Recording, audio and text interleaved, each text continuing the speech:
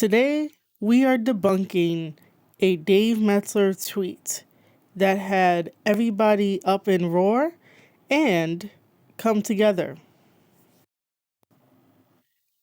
We are debunking this tweet because it will be educational for all the fans listening around the world and listening on all major podcasting platforms, including my Substack, which is marieshadows.substack.com, and my YouTube, youtube.com/Square Circle Podcast. The reason why I am dedicating a podcast episode from the Square Circle Podcast with your host, Marie Shadows, to debunking a Dave Meltzer tweet is because there is no proof, there is no evidence for this tweet to be out there, and this is very reminiscent of the whole CM Punk and Elite drama, the he said, she said debacle that started with Uncle Dave, went to other dirt sheets, went to other bloggers, and it got so out of control and so much misinformation got spread like wildfire. It is currently 2025. Right now, we're currently on the 7th of January, 2025, which means this is year 6, season 6 of the Square Circle Podcast. But it also means that in 2025, dirt sheets, everyone included, all the gossipers, still want to inject wrestling politics when we are supposed to be uplifting the industry and making AEW and New Japan Pro Wrestling better. But no, we are arguing over stupidity. We are arguing over ethics of Japanese business. We are arguing over the situation where nobody knows anything, and Japanese management from NJPW is not really talking to the dirt sheets, because whenever something major happens, and even something so small as a wrestler getting a fever, NJPW is so good at their own PR that they will immediately have a press release sent out on their Twitter and all major platforms, social media platforms that is, with that lion logo, and you knew it was not good news.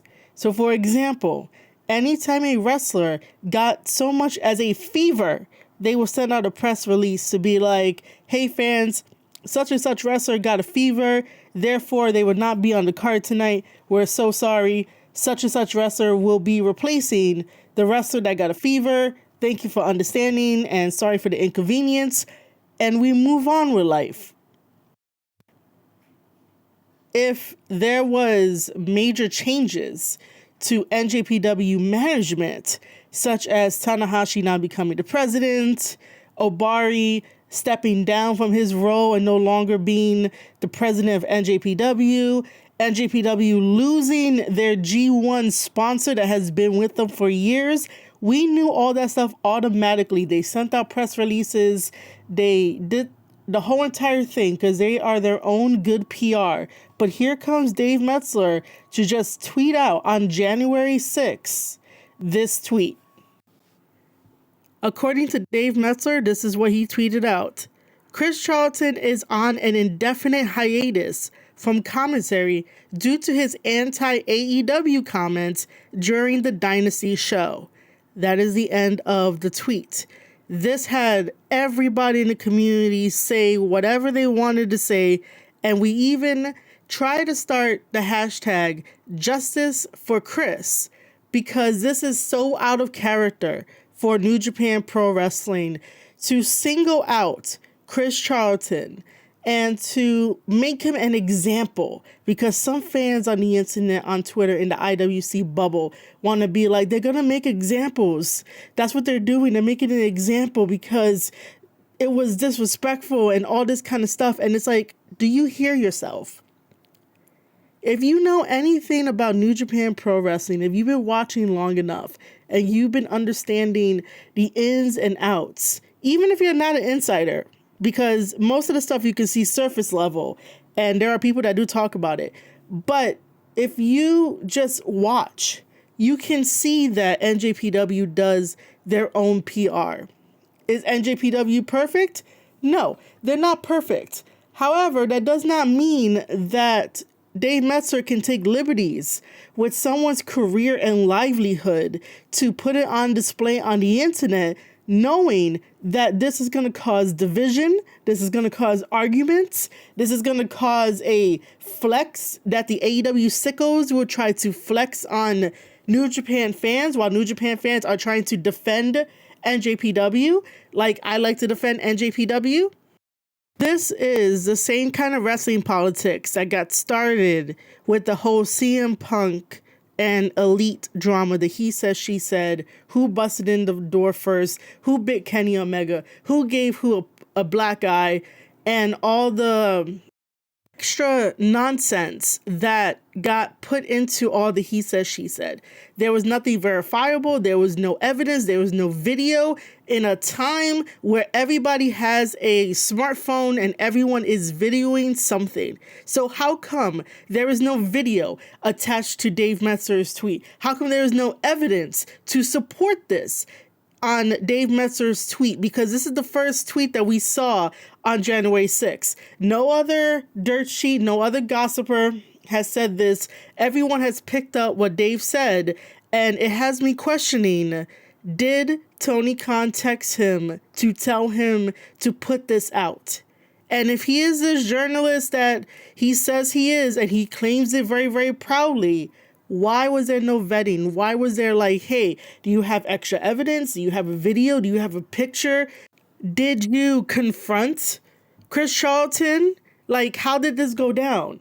But no, there's nothing there. There's just a plain tweet. We're not going to get an update. We're probably going to get some stupid bullshit. Now, later on in the day, there was a confirmation, and I put that in air quotes. I know you guys can't see it because this is audio, but I put that in quotations because, again, the story is not going to make sense. How does the other dirt sheet people say that there was a party that cheered for Chris Charlton to say his anti-AEW comments on commentary? He was being a commentator. We'll get to that in a second. So how do you have one party that says, yay, go Charlton, yes, say that, that's awesome, they cheer him on, and then apparently the other side of the party is, boo, no, how dare you, don't disrespect our partners like that, who did not like the comments. So therefore, somebody, somewhere in this party of parties was like, management in New Japan Pro Wrestling, this isn't right.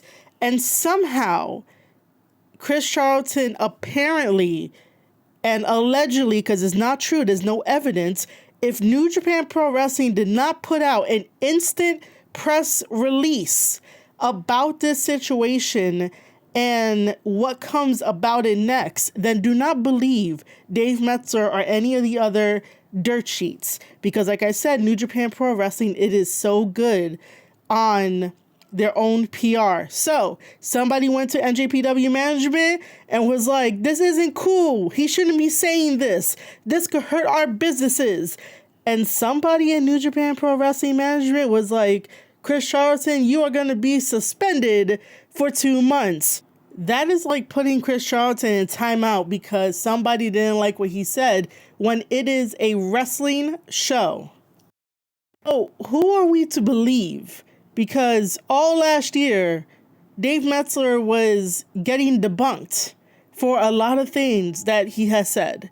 And again, I guess in 2025, we're going to have to debunk him again. But what I really have a problem with is the reckless abandonment of the journalistic integrity. Because again, this is shades of CM Punk and the Elite.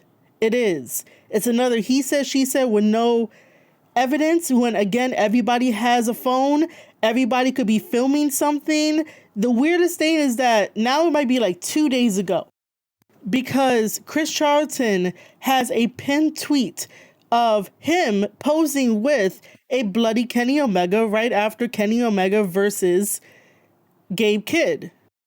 So it makes really no sense that somebody that poses with Kenny Omega to get a picture with him because Kenny Omega is a former NJPW wrestler, now just coming back into the limelight for the company, all of a sudden gets singled out because he says some anti-AEW remarks on commentary, just echoing the same sentiments of Gabe Kidd in that video package and more, and all Chris Charlton said on commentary, which is true. I've said it on this podcast before. I may not have called him a money mark, and when I say him, I mean Tony Khan. I may not have called Tony Khan a money mark, but we can see it in real time. And it is not wrong to mention what you see in real time, what you can observe in real time as life passes us by, because we have two eyes and we have a brain. We should be using it for common sense. And we can see that Tony Khan bought Jay White to go to AEW. We can see that Tony Khan bought Kyle Fletcher, Mark Davis. We can see that Tony Khan bought Will Ospreay. We can see that Tony Khan bought Okada. And they have really not been used properly. They have not. And it's very, very sad that they haven't been used properly. But we always say that he bought them with money. It is evident. So for Chris Charlton to just extend that same frustration, that same story element, that same story beat that the wrestlers say, even in interviews on Tokyo Sports, everything that Tsuji has said is correct. How come Tsuji didn't get reprimanded? It feels like he's getting reprimanded, but he's not suspended for 2 months by talking about AEW. Gabe Kidd still had his match with Kenny Omega. He wasn't suspended for 2 months. David Finlay says some stuff about AEW. He's not suspended for 2 months. Naito didn't like the fact that Jon Moxley was IWGP champion, and that didn't do nothing for NJPW. And Naito was still talking his talk about AEW. He wasn't suspended for 2 months. He got the belt back. So what does that say about this situation and how it played out, and why one man is, again, chasing the clout numbers and the price numbers at the expense of hurting someone else's livelihood? Now let's talk about Chris Charlton for a second. Just in case if newer fans are listening to the Square Circle podcast and don't know who Chris Charlton is. Chris Charlton is not only a commentator for NJPW, he is also one of the most hardest working guy they have in NJPW. He is a British man. He came over from Britain over to Japan to teach English, but then fell in love with Japanese wrestling and decided to continue his stay and stay there permanently and work for NJPW. He is a fantastic translator with the wrestlers and bridging that gap of languages. He's really, really good at that. During the pandemic, they got him to do most of the virtual online merchandise signings. And if a Japanese fan were to write in the comments for the wrestler that is signing the merchandise for them, Chris will automatically translate what the Japanese fan said about the wrestler, and it'll be very nice and it'll be very awesome. So Chris does a lot of that, and he also works in the offices of New Japan Pro Wrestling. And like I said, if you've been following New Japan Pro Wrestling for a long time, you would also notice that when Kevin Kelly was there on commentary, Kevin Kelly will be very honest and would definitely talk about front of house operations sometimes. And if he's in a location that is very deep in the land of Japan and then nowhere near Tokyo, and if he is by himself on commentary, he would mention that, hey guys, Chris Charlton is back in the New Japan offices back in Tokyo. I'm going to be writing solo. It's just going to be me on commentary. He would mention that. Now, whenever New Japan Pro Wrestling tours Tokyo, Osaka, and like the surrounding areas where the NJPW offices are at, Chris Charlton will accompany Kevin Kelly on commentary. So that way it could be a two-man booth. And when you have Chris Charlton and Kevin Kelly on commentary, they do what commentators do. They have heated discussions. They have some really jab-like punches with their one-liners, and they help elevate and extend the story of the wrestlers, the story inside the ring, the story outside the ring. They put it all together. So why is Chris Charlton being singled out. On January 5th, 2025, CEO of Bushiroad, who owns NJPW and Stardom, they're both under that umbrella, and they also distribute the videos for NJPW World for us to watch the shows. Kadani is the CEO of Bushiroad, and he has to make sure that all the numbers are correct and all the numbers are increasing. So he did an interview with Tokyo Sports where he basically admitted that maybe Wrestle Dynasty should have not been right after Wrestle Kingdom. I was completely right. I was completely right in my previous podcast episodes when I was talking about Wrestle Dynasty and Wrestle Kingdom, and I was explaining how in Japanese culture at this very moment, they have a different kind of economic system than over here in America. In America, we are so used to a bi-weekly paycheck or even a weekly paycheck where money keeps coming in and you can distribute it however you need to distribute it, that over in Japan, the economic system over there is a little bit different. The Japanese fans and people get paid once a month depending on what they're doing. So for the sake of this, most of the time they are in corporate positions, they are in restaurant positions, they are in the mom and pop stores, and they all get a lump sum of the month's money to their bank account. And I explained this before, that if we're taking a family where has a husband, a wife, and the kids, the husband will give the wife his income so that way she can distribute it to take care of all the bills, take care of all the necessities. If their kid needs something for school, she got it. If they need food for the house, she goes and gets it. And then whatever is left over would go towards entertainment. Now, if there are the young people in Japan that are going on dates, being single, having fun, obviously they're going to have a lot more money in their pocket. They don't have to worry about other things. They still have responsibilities to worry about, but for the sake of this, they get to spend their money however they want to. So by having Wrestle Kingdom 19 and Wrestle Dynasty, and then also before those two events was Stardom. So you are asking not only the Japanese locals that will go to these shows no matter what, but you're asking them to pick one because they may not have that extra disposable income like others would have, and like how Americans may have, to go to all three shows or 2 out of 3.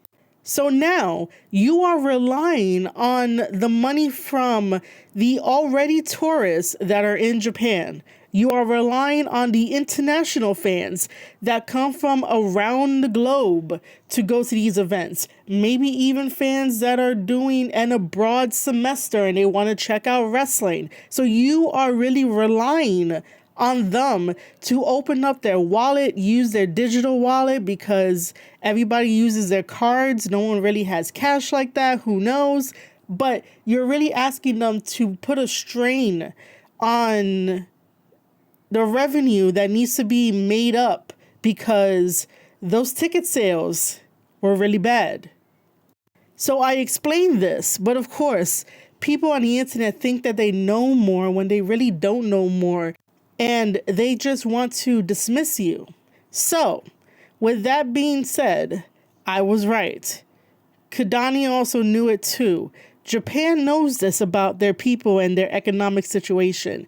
And sometimes, in the previous episodes, I would say that we shouldn't use the fact that the dollar and the yen is down and use that as a crutch, because that is how people want to get out of conversations that they don't want to have, or they don't have the knowledge, and they just want to say, oh, well, the yen is down. The yen is down. That's why everything is like the way it is, because the yen is down. You know, the dollar is down also. Like, I don't know anything about economics, but all I could tell you is from listening to dirt sheets that the yen is down. Money rises and falls in the stocks all the time. The same way that money leaves your wallet, money enters your wallet, the same way.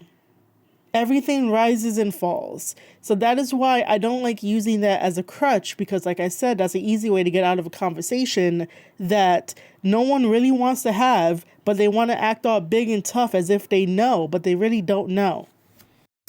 Let's get back to Kadani. So Kadani in the interview says that he thinks that it should have been a very good idea to move Wrestle Dynasty to another date and time and not so close to Wrestle Kingdom, because every other year besides this year, it has always been Wrestle Kingdom, whatever number we're up to, and then right after Wrestle Kingdom is New Year's Dash. And we'll get to New Year's Dash in a second. So Wrestle Kingdom this year, Wrestle Kingdom 19, attracted 24,107 attendees. And Wrestle Dynasty attracted 16,300 attendees in the Tokyo Dome.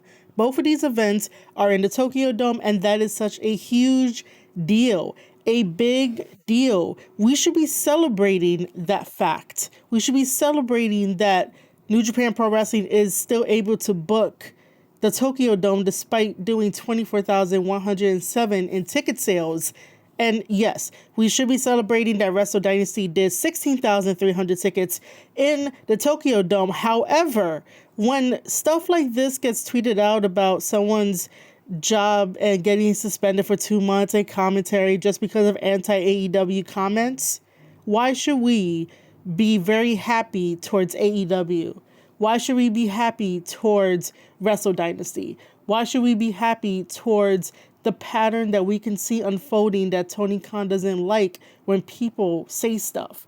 Because the moment that somebody says something, they instantly get silenced. Jake Hager, he instantly got silenced for his comments about Tony Khan on the internet. And he had to delete all of his tweets because he got the memo of like, hey, this shouldn't happen. He silenced Big Swole and everybody else silenced Big Swole. That's why Leo Rush got kicked out the first time at AEW, and now he's back by way of New Japan Pro Wrestling. I wonder if Tony Khan apologized to Leo Rush and apologized to Big Swole yet. We will never know. But yes, those that speak out end up getting silenced by Tony Khan, and I just don't get it. Now, for the CEO of Bushiroad, he was just not impressed with these numbers, and he wants the numbers to go back up to 40,000.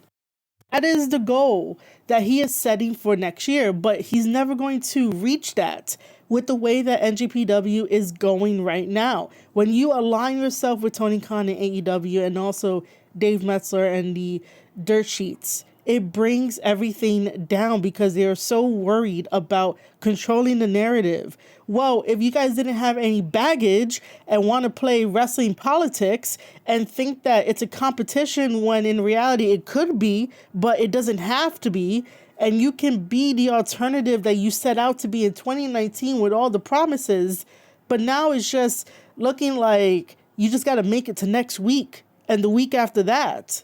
You know, if this was actually some leadership happening and taking over, then yes, maybe they can have Wrestle Kingdom close to 40,000 people there and another Wrestle Dynasty sometime later on in the year to 40,000 people and not try to squeeze the residents out of their money when everybody is struggling, and also provide us with stories.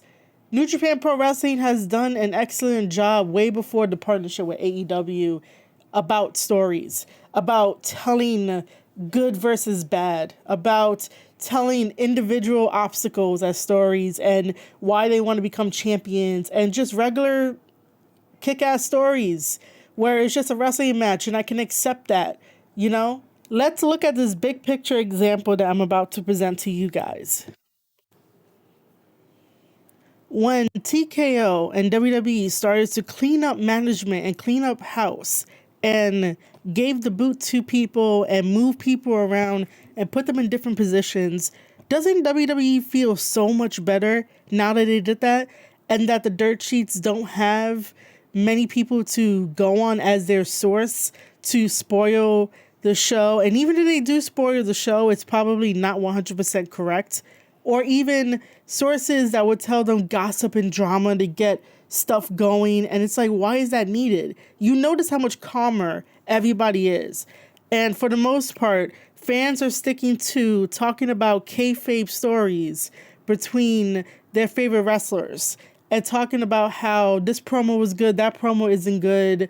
And it just feels really good. So the dirt sheets have lost their sources. They would say they have sources, or they talk to creative, and it's like, no one's really talking to you guys.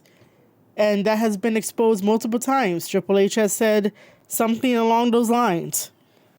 Because we don't need that in 2025. We don't need more wrestling politics. We don't need more division. That is why I don't like the tweet. And that's why I think it is negligence on reporting. It is just very reckless on reporting and negligence no matter what. Because if you're not going to provide evidence with something so strong as that, as saying that Chris Charlton got suspended and Chris Charlton is taking an indefinite hiatus, which is it?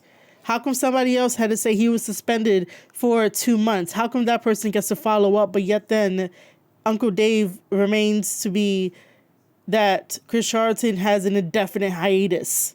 Why? It doesn't make sense.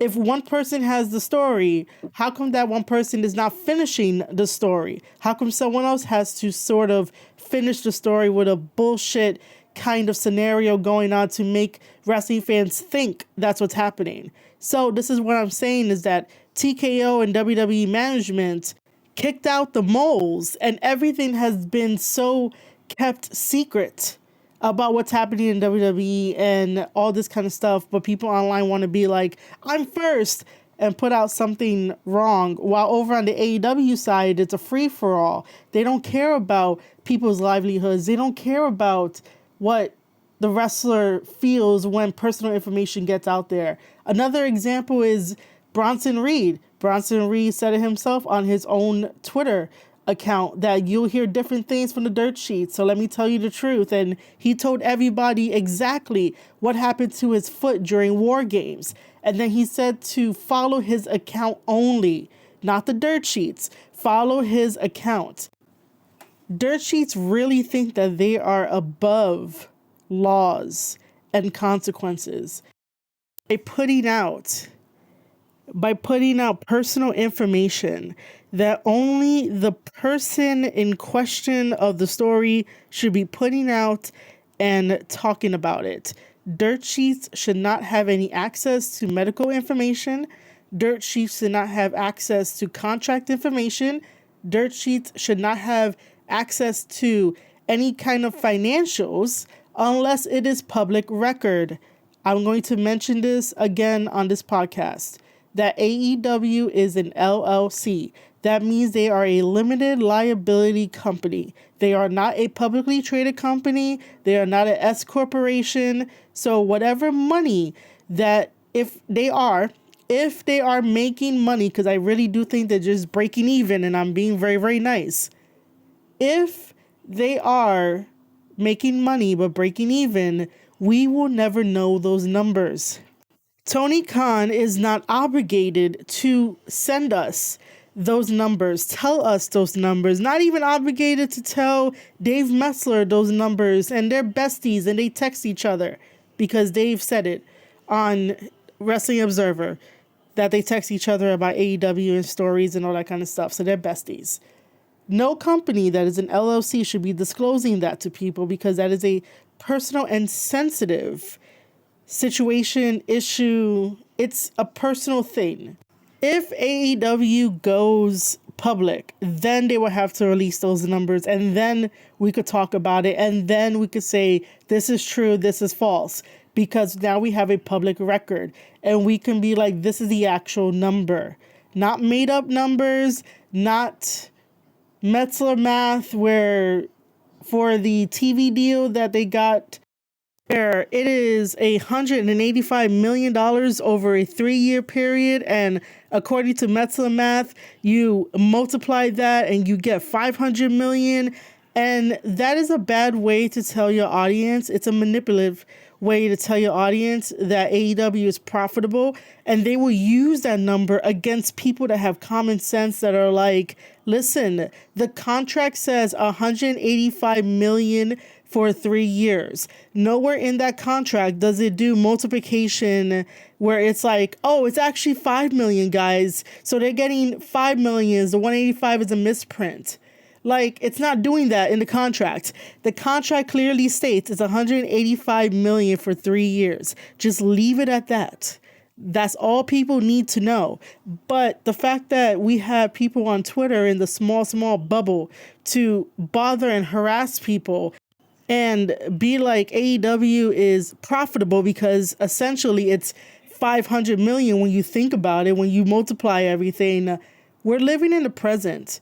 We don't even know if Max is still going to keep them for 3 years. That's the thing. You guys celebrate so early about AEW's achievements, but with the online discourse and with people slowly leaving and with numbers dwindling and we don't know how many people are watching on Max right now, there's a lot of factors at play.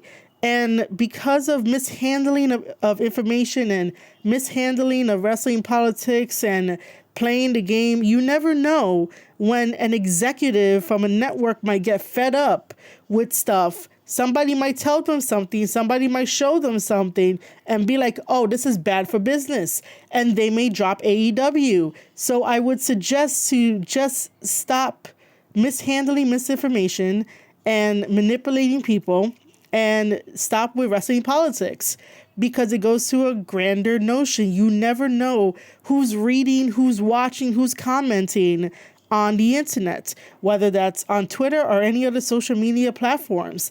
And if content creators like myself and others continue to talk about the bad of AEW, and again, somebody shows any of our videos, my videos included, along with any other people that are talking about AEW and breaking it down, if someone decides to send that to an executive over at Max and they don't like what's happening, they don't like what they're hearing, and if people are saying the same thing over and over and over again, that means that it must be true, and a lot of people are displeased with it, you never know what kind of decisions are going to be made with network management.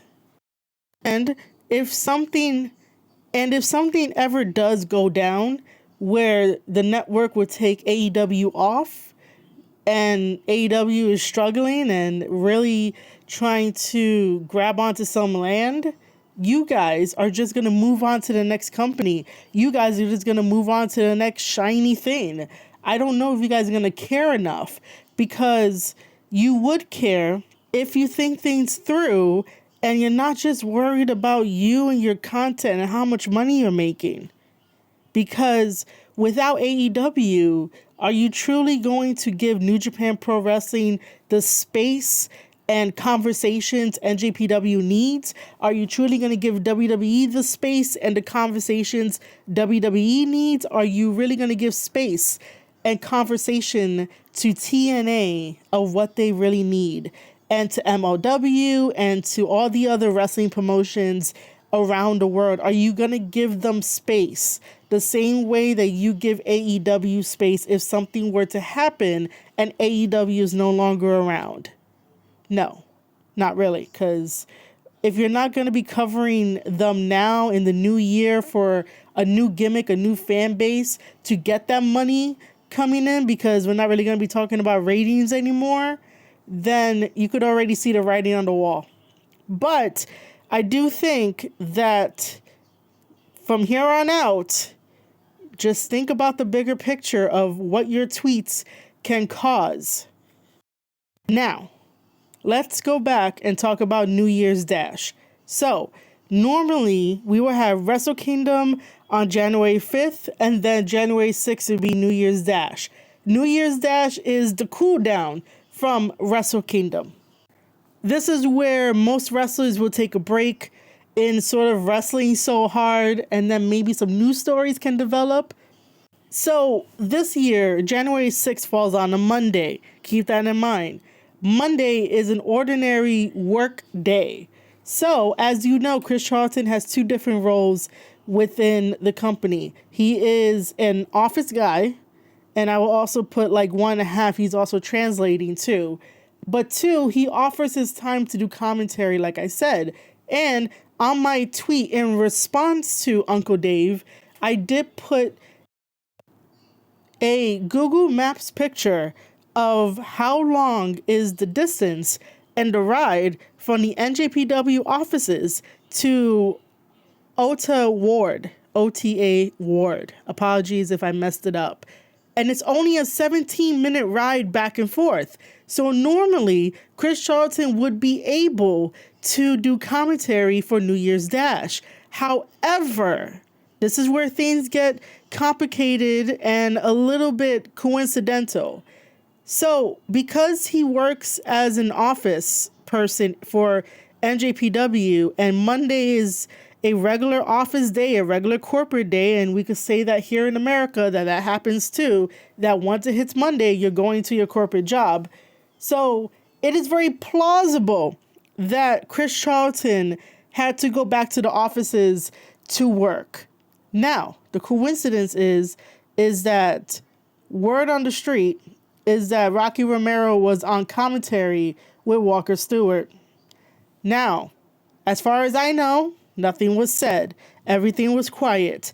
All New Japan Pro Wrestling fans who have been following New Japan Pro Wrestling for a while and forever have noticed it, and it was very suspicious.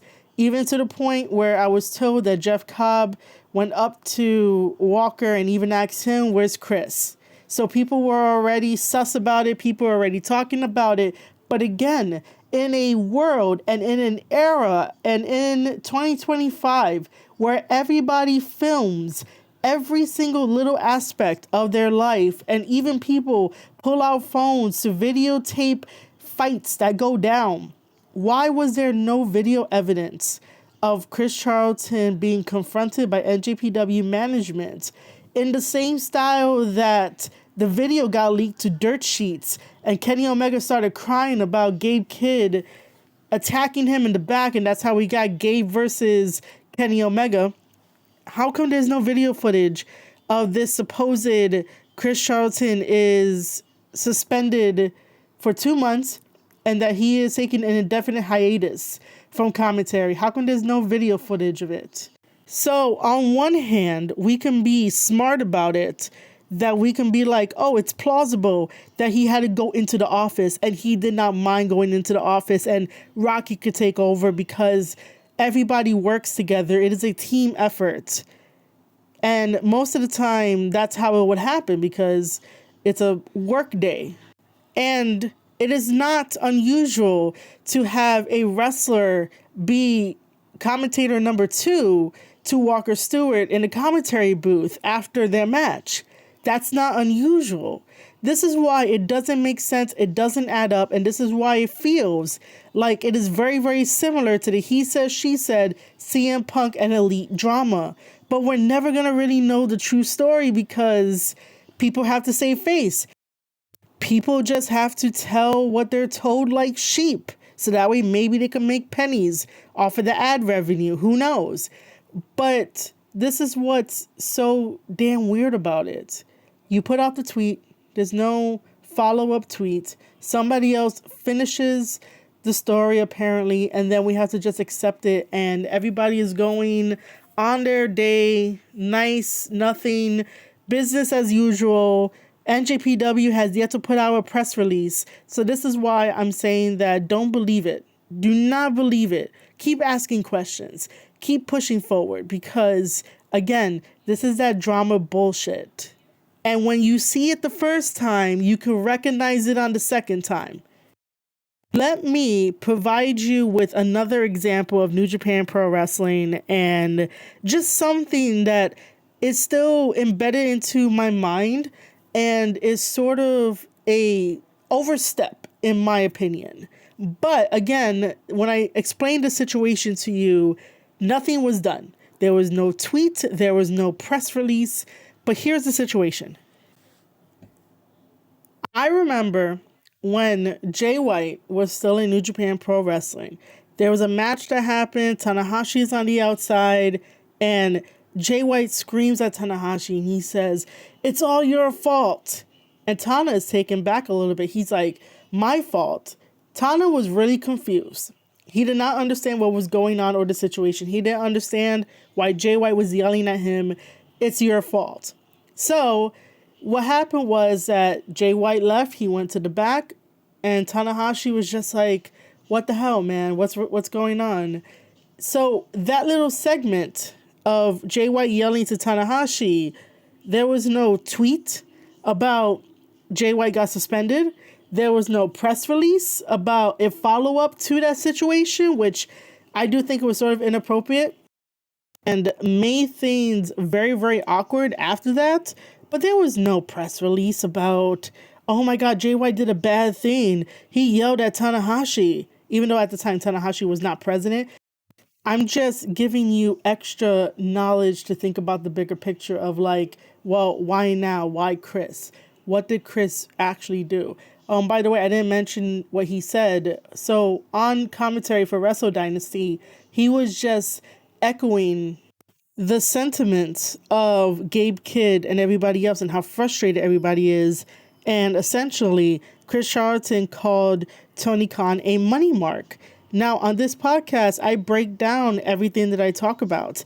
And I do mention that Tony Khan bought the wrestlers, and I mentioned that earlier. And that's what led up to it. And it's all true. We could all see it in real time. He has the money. He bought the wrestlers. So there is nothing wrong with saying that when you are observing the truth and seeing the truth and seeing the patterns, but everyone is just acting like it's business as usual and it's okay. But to pick up those superstars in such a short amount of time, it's like, dude, leave some for NJPW so that way they can smoothly push the new wrestlers into the positions of the top stars. But no, he's letting them drown. He's letting them suffocate because he wants what he wants and he can buy it with money. And the moment that you mention that, the moment that you become the bad person. But it's like, how can you be the bad person when the truth is right in front of your eyes? Now, the last thing I want to talk about is the respect thing, because I saw people in the bubble talk about Japanese and the respect culture and the ethics. And it's like, yeah, if this was 25 years ago, 30 years ago, where Japan still had a major hold for respect, now the whole respect thing in Japan is still there, it's still huge. It is the blanket of Japan. However, it is 2025. And if you guys are not watching up-to-date videos, there are a lot of things that are changing about Japan. Obviously, respect is always going to be there. They're always going to teach respect. But if we're talking about in corporations, yeah, it might be valued more over than like anywhere else. But at the same time, wrestling plays by different rules in a way, especially for management, because management is not run like how a Japanese corporation is run. Like, they're not run like Sony. You have to remember that. So the respect ethics will probably depend on what's happening. And people like Tanahashi, who's a wrestler first and became a president second of New Japan Pro Wrestling, and the people that he has around him, like Kadani and others, and even probably other people that we don't know that's been in management for a long time, understand that this is the wrestling business. They understand that they're going to have characters. They understand that they're going to talk some shit. They understand that they're going to probably say some stuff out of line that you can or could not. Doesn't really matter to correct them unless like it really hurts or it's really out of pocket. The supposed anti-AEW comments, the remarks that everyone has been saying across the internet and making video content about it, but the one time Chris Charlton mentions it is an overreaction and an over-punishment, and it doesn't make sense as to why there will be a retaliation right now versus all the years that NJPW has been around. And New Japan has been around longer than WWE. New Japan has been working with wrestlers and commentators from all walks of life with all different kinds of upbringings that may cause trouble, that may not cause trouble. They collaborated with WCW. They had Ricky the Dragon Steamboat over there. They had Stan Hansen. They had the Steiners. They had Andre. They had Hogan over there. They had everybody over there. People went over there to make a name for themselves. Even if it wasn't in a New Japan ring, it's still in a Japanese company. It's still, they're over there in Japan. And like I said, Japan has been dealing with wrestling for years. Back then in the 80s, 90s, and maybe like 2010s, the respect has always been, you respect Japanese culture, you respect the people, you give and take, right? But like I said, that since we're now getting into 2025 and beyond, things are just changing. And it's not as strict, like super strict. And by the way, why would NJPW make a big deal about it? That's like punishing the kid for speaking up. Why would you want to make the person that can take whoever they want from your company happy at the expense of ruining a storyline that two guys in the ring were building towards, and Gabe Kidd wanted to make a point about that he is the pride and soul of New Japan Pro Wrestling? Why would you want to cater to someone that could just buy the company and buy the wrestlers? Why does he have that much power if it turns out to be him? If it turns out to be Tony Khan? In my opinion, the patterns are there because of what he does and how people get silenced and how we never talk about it and how dirt sheets don't even talk about it and don't even hold nothing accountable. But they're like, hey, here's some drama. Let's stir up some drama. You notice that every single time a pay-per-view comes around, there is some drama about somebody or something or some situation. And it's never the focus of the pay-per-view. And then when they do poor numbers, it's like, let's get mad at the fans. But let me just remind everybody that the fans and their wallets and digital wallets dictates what happens in professional wrestling. You may not want to believe it, or you may not want to see it, or you may not even want to hear it. But the fans are the lifeblood. That is why we still have wrestling companies going today. That's why people still want to go. It's entertainment, it's storytelling, it's athleticism. And it's everything that we love because we created it. But sometimes, due to bad decisions and who you pair up with, people are just going to change their spending habits. And that is what we're currently seeing. WWE is on fire right now. MLW is doing fantastic. When I worked with MLW for MLW One Shot that had Eric Bischoff there, I was talking to the fans. I was making sure that the fans were good. I was talking to them and getting to know what they're feeling and what they're excited for and how much money they were spending. And they were really proud of the fact that they could get like $20 tickets for MLW, which, by the way, MLW comes to Dallas January 11th. So if you have not gotten your tickets, go get your tickets now. I wish I could be there, but I can't be there at this very moment. But if you do go, please be safe and have fun over at MLW. It's always a great time. But yeah, I make sure to talk to fans. I make sure to get the data and be on the front lines and not tell any type of wrong insider information without proof. Because again, there's no proof on this. There's no proof on Chris Charlton getting suspended or some type of confrontation happen and nothing. Just some words we have to go on for what? With what? So with that being said, the respect in Japan is not as heavy as you would think it is. If this was, again, like 20 years, maybe like 40 years ago, yeah, it would definitely be like super heavy. But nowadays, it is not as heavy as you think. And just because one person talks bad about the company that you like, the company that you have a personality for, like, your personality is gone. You just replaced it with AEW at this point.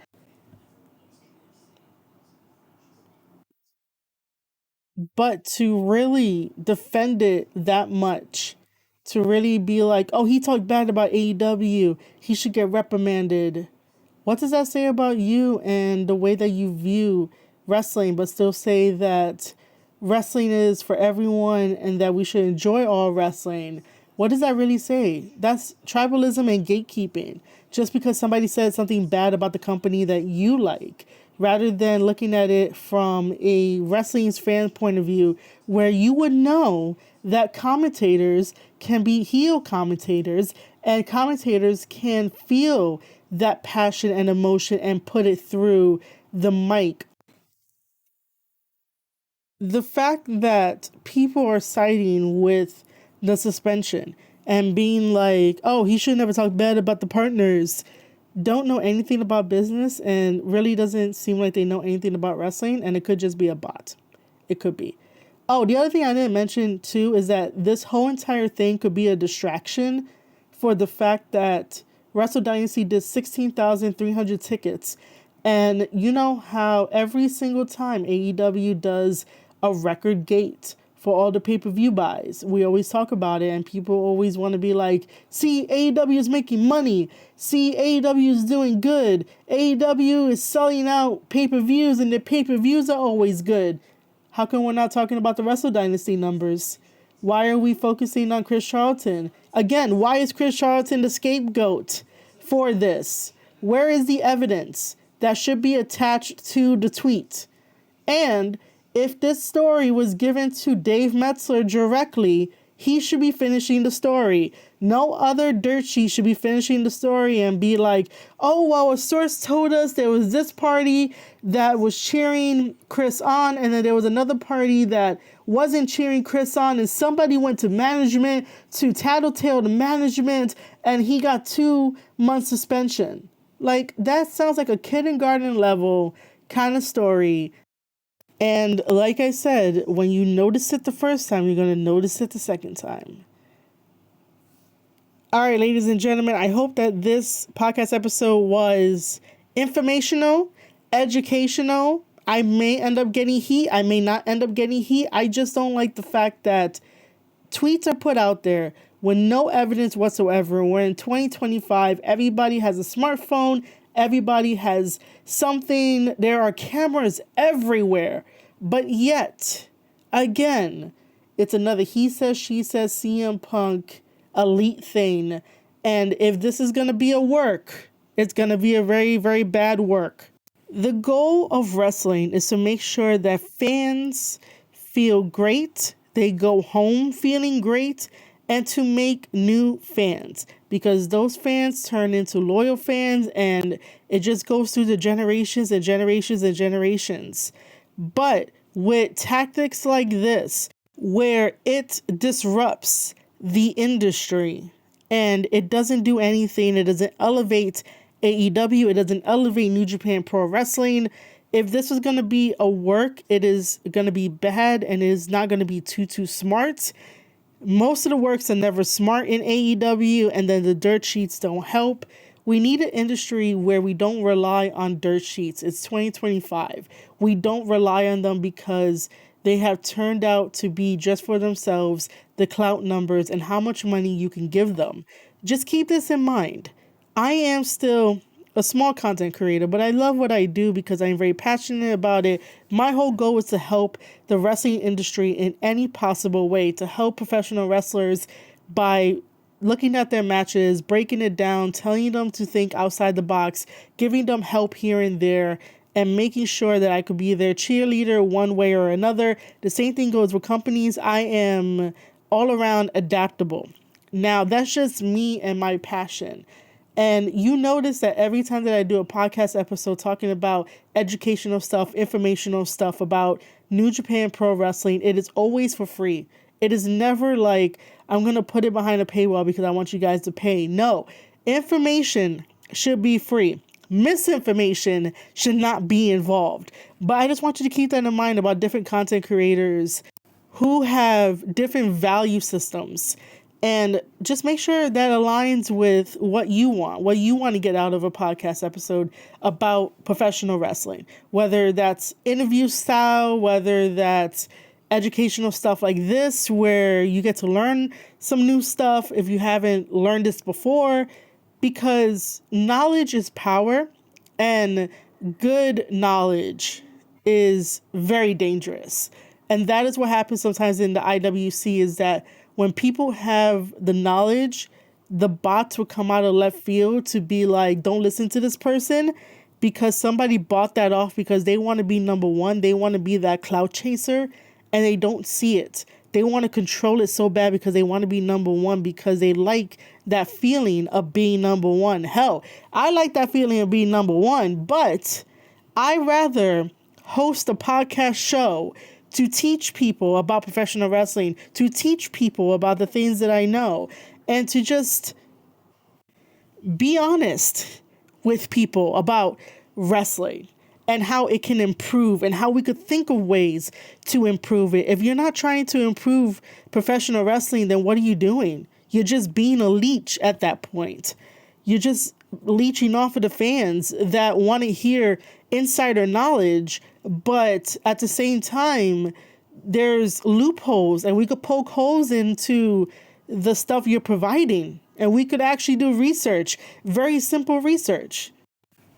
So yeah, I love that I get to do this. I love that I get to talk about it, but this was an educational, informed kind of podcast episode talking about the tweet, because it felt like a weird attack on New Japan Pro Wrestling, because let's be honest, Wrestle Kingdom was way better than Wrestle Dynasty. The only thing Wrestle Dynasty had going for itself was Kenny Omega versus Gabe Kidd, and I will be reacting to that and also talking about it in a standalone podcast episode. Also, one last little bit of information that I saw on the Twitter streets, and this is what the Twitter streets are saying, is that Tony Khan was not in Japan and was not present for Wrestle Dynasty, a pay-per-view that he created but has the disguise of NJPW. How do you not attend a show you created, an idea you had to bring together AEW, Ring of Honor by way of AEW, NJPW, Stardom, CMLL, 5 companies, and to do the tournament for the Women's Cup, and to do this tournament, that tournament, and the layout? How are you not present for your own show?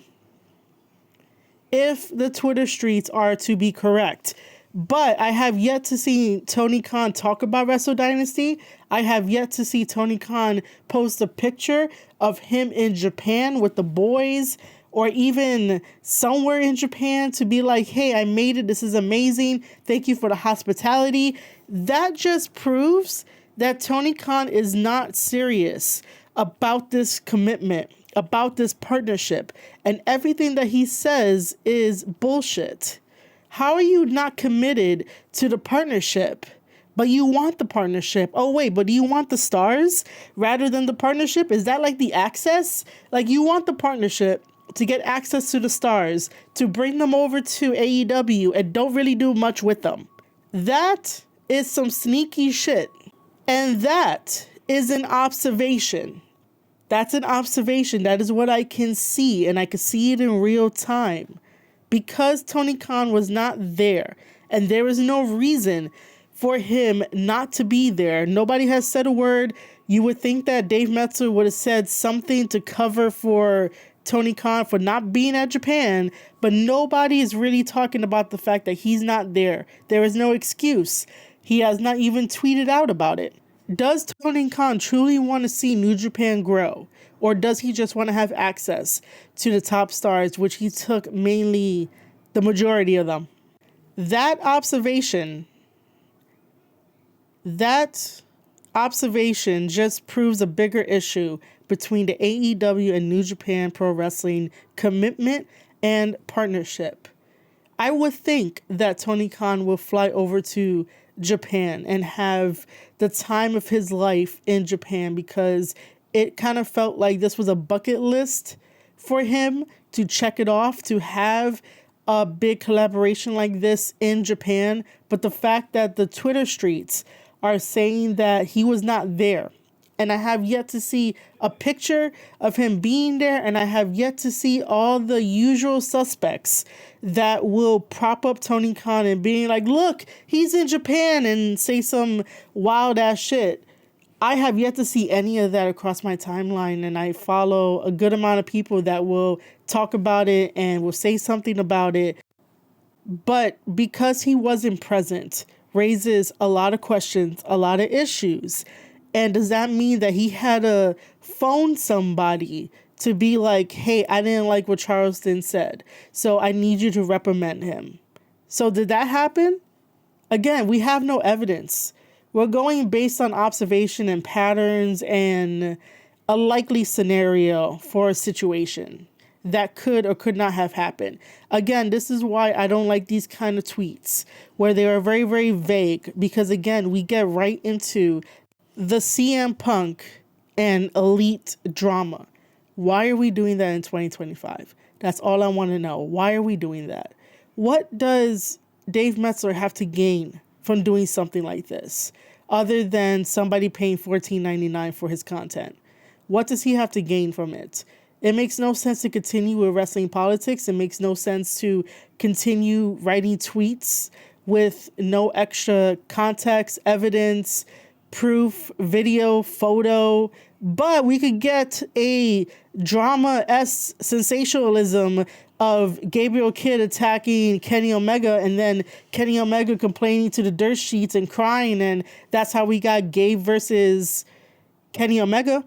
We got that. Somebody filmed that. So how come nobody filmed this? Why was Tony Khan not at Wrestle Dynasty? Why wasn't he at Japan? If the wrestling fans in their bubble want to talk about respect, if I was working with New Japan Pro Wrestling, I would feel some type of way that Tony Khan is not there with everybody else to experience the Wrestle Kingdom weekend and also to experience Wrestle Dynasty and see the culture and everything like that, because you would think that this would be on his bucket list. Like, I would feel some type of way. So if fans want to talk about respect, you got to think about that.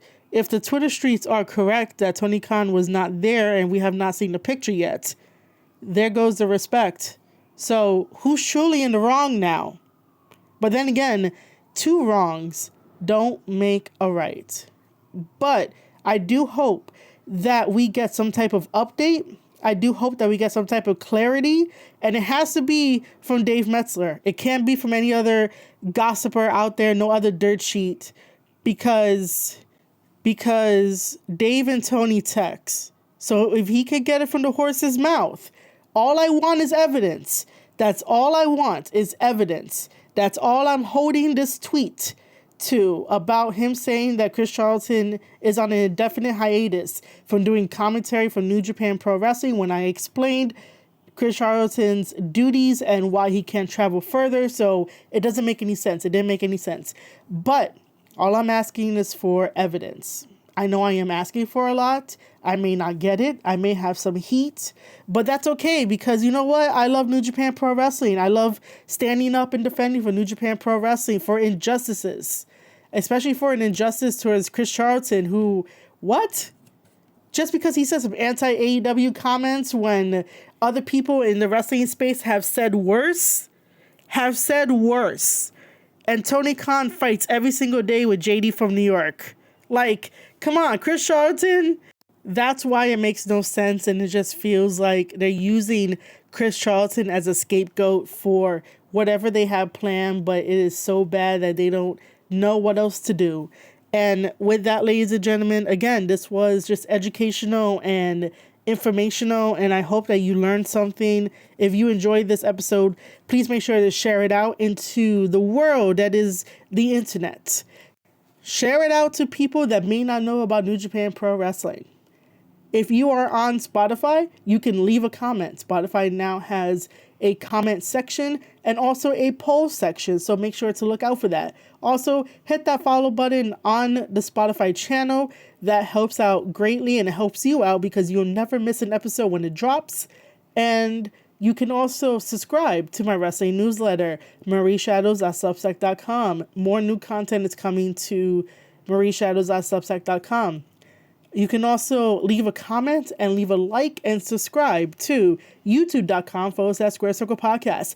I do read everybody's comments, and I do comment back, and I do like and maybe dislike and put a heart, who knows, but I do respond to your comments on all the platforms that this podcast episode is going to be released on. But again, I'm just here asking questions. I'm just here putting things into perspective. And I would just say, make sure to question everything. Don't just take people's words for it. You could do your own research.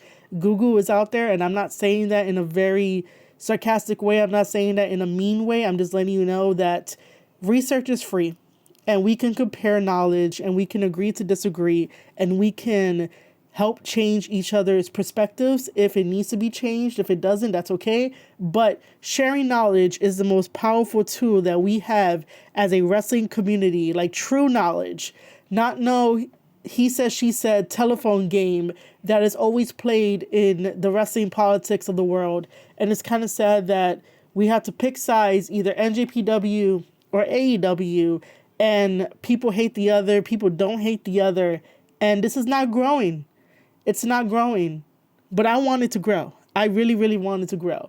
All right, ladies and gentlemen, thank you so much for tuning in to a brand new episode of the Square Circle Podcast. I am your host, Marie Shadows, and I'll see you guys on the next one.